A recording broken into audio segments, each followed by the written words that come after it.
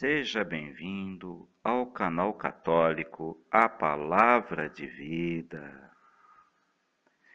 Meu nome é Marcelo Hatakeyama, sou catequista das mídias sociais e da internet. Desde já eu venho pedir o seu apoio.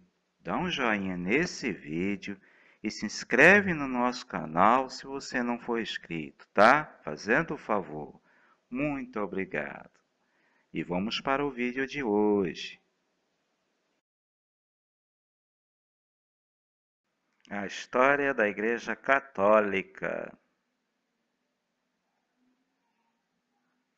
A Idade Moderna. E vamos para o vídeo de hoje. Irmãos e irmãs, sejam mais uma vez bem-vindos ao nosso canal católico A Palavra de Vida.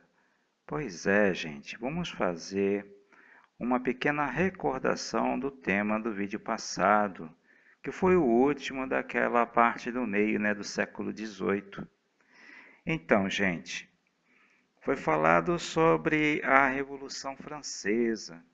Porém, tem dois tópicos que eu acho que seria interessante lembrar ainda naquela época, que era o despotismo esclarecido. O que era despotismo esclarecido? Nos países onde a burguesia não tinha força de assumir o poder, os monarcas absolutistas resolveram fazer algumas mudanças para agradar o povo, mas mantendo o regime. Por quê? Eles temiam que, como virasse uma bola de neve, acontecesse, o mesmo que aconteceu na França, Então, nesse caso, eles abriram algumas concessões, Então, alguns países, a censura foi abrandada, a tortura foi abolida e houve apoio ao estudo das ciências naturais nas universidades. Quer dizer que aí houve uma espécie de uma tentativa de conciliar o regime absolutista dos reis, com os ideais iluministas lá no século XVIII. Então, esse foi o despotismo esclarecido. Pois é. Agora, não se sabe se isso foi antes ou depois da Revolução Francesa. No meu ver, parece que quando houve a Revolução Francesa, aí os outros reis, eles, com medo de acontecer o mesmo, nos seus países, então decidiu abrir algumas concessões aos iluministas para poder a coisa não acontecer uma revolução nos países deles. Então, na França, em Portugal e em outros países da Europa. Vamos ver aqui também um outro detalhe que eu não falei, que é a independência dos Estados Unidos, que aconteceu antes da Revolução Francesa, no dia 4 de julho de 1776. Os Estados Unidos declararam independência da Inglaterra e fizeram a primeira república do mundo moderno. É interessante, é o primeiro modelo de república, de país republicano naquele tempo, tá? Isso é muito interessante. E os Estados Unidos depois vai virar uma grande potência mundial, a gente sabe disso, Como é até hoje. E aí a gente entra, na Revolução Francesa, que a gente vê que os burgueses, aproveitou da fome, da miséria e da revolta do povo para poder assumir o controle e o poder na França. E aí decapitaram Luís XVI, o rei Luís XVI, E aí assumiram o poder. E a igreja ficou sem saber o que fazer. Ela se fechou no mundo dela e pronto, não queria diálogo com aquela situação, não sabia o que fazer diante de um cenário tão caótico, Então, é isso aí. E hoje vamos entrar no primeiro vídeo falando sobre a igreja no século XIX, tá? Que na linha do tempo é o final da Idade Moderna, porque o século XIX é o finalzinho da linha do tempo ali, a terceira parte ali no final da linha do tempo da Idade Moderna, tá bom, gente? Mas antes vamos ver assim um olhar rápido, nos fatos históricos do século XIX.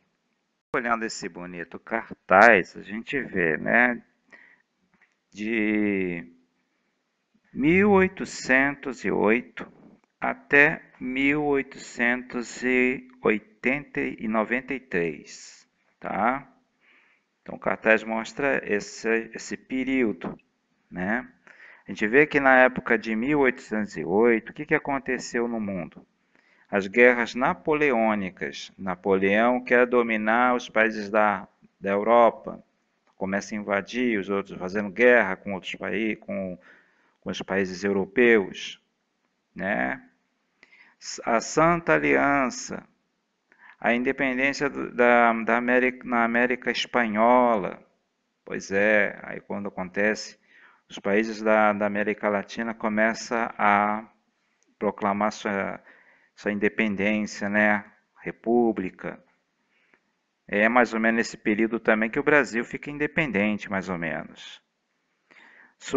As duas classes sociais, burguesia e proletariado. A burguesia são os patrões, tá? E o proletariado são os trabalhadores das fábricas, tá bom? São os pobres. O liberalismo burguês e o socialismo utópico.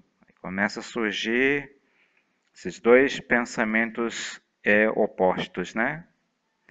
Temos também em 1881 a 1893 a unificação da Itália e da Alemanha. Pois é, finalmente esses países são os últimos a se unificarem, né? E é na Itália quando se faz a unificação do território e surge o país como um país assim, totalmente unido, né? Itália, aí é onde a igreja perde a maior parte de seu território, das terras pontifícias para o governo italiano, ficando apenas com o Vaticano, tá? Pois é. Socialismo científico de Marx e Engels. Positivismo de Augusto Comte, tá? Que esse positivismo aqui é o princípio do ateísmo, que domina a mentalidade do povo do século XIX, final do século XIX e início do século XX. O ateísmo. O evolucionismo de Charles Darwin. Pois é, teoria da evolução das espécies, né? Segunda Revolução Industrial, que acontece agora com as comunicações, né? E as lutas proletárias. Pois é, o povo das fábricas reivindicando seus direitos, melhores condições de vida, salário e etc. Então, nesse período aí do século XIX, foi bem movimentado e já está ficando bem próximo, né, da nossa época. Tá bom, gente? E aí a história da igreja acompanha sempre a história da civilização ocidental. A relação entre a igreja e o Estado no século XIX. E a gente acompanha no livro do Catequista, Fé, Vida e Comunidade. Então, irmãos e irmãs, vamos ver o que diz na página 378 e 379 sobre o tema de hoje.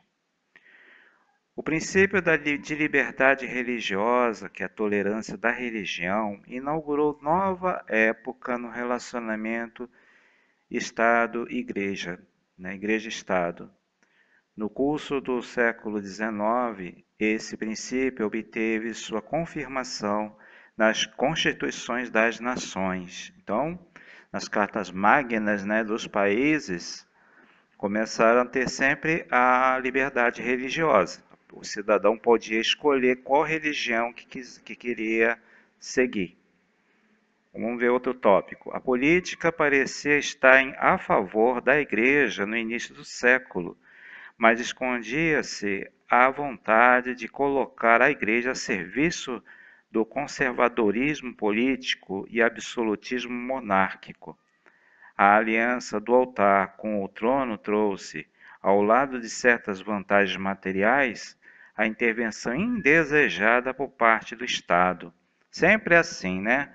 O governante quer mandar na igreja, né? Mas a igreja não pode deixar isso acontecer, né, gente? Vamos lá. Apesar da liberdade religiosa garantida pela Constituição, a Igreja Católica continua a ser a Igreja do Estado. Tinha a supervisão do ensino, desde o primário até o universitário.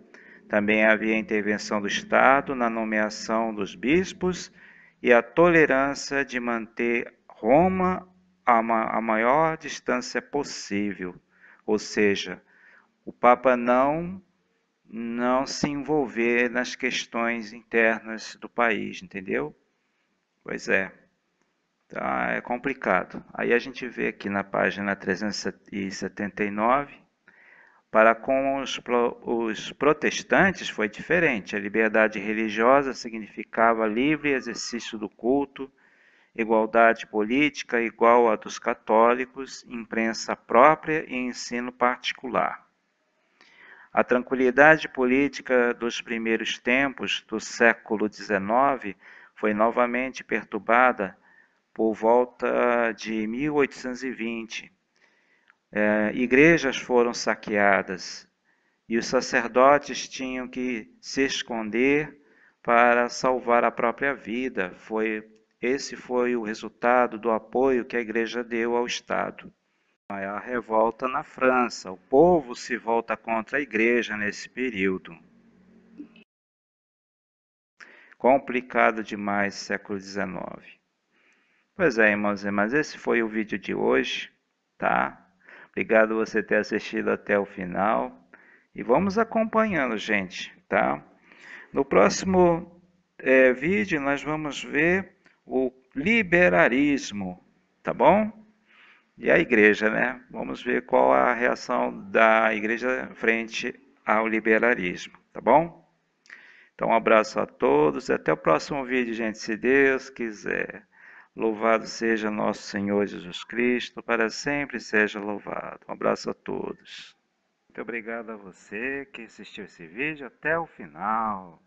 Se você ainda não deu o joinha nesse vídeo, por favor, dá um joinha nesse vídeo, tá?